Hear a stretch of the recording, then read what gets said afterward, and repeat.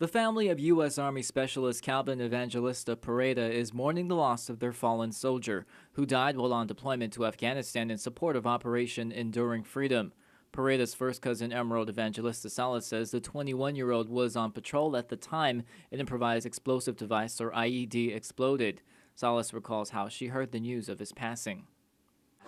Well, I was at Benson and I got a phone call from my sister, and she said that, Calvin had passed away, and we were at Benson, and I didn't know what to do. Jigo Mayor Bob Lazama is the granduncle of Pereda. He learned of his death Sunday night at 7 p.m. He says his nephew moved from Guam in 2001 with his brothers and parents.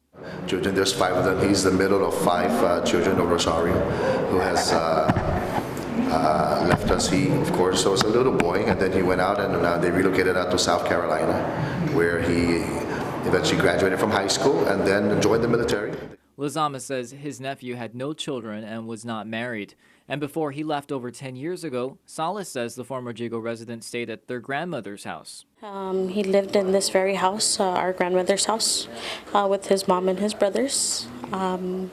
Yes, we grew up together. Sadly, Mayor Lazama adds the grandmother also passed away earlier this year.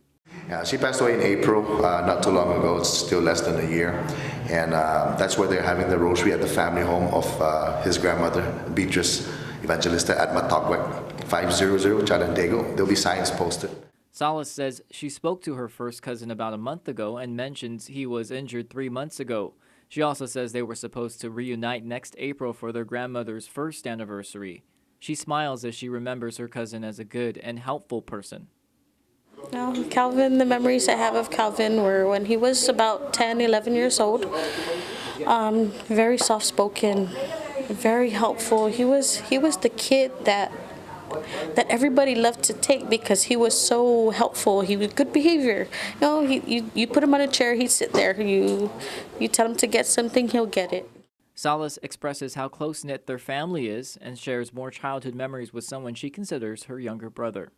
He spent the night at our house. I'd spend the night here, hang out with them, and yeah. He's pretty much your brother? Pretty much, yes. In his will, Pereda said he wanted to be buried on Guam. And while she will finally reunite with her cousin, Salas tries to fight back tears, telling us she wants people to know most about him and thanking the community for the continued prayers and support. He was a great person. He was a great person. It was very sad that he couldn't fulfill his life. But, God always has a plan.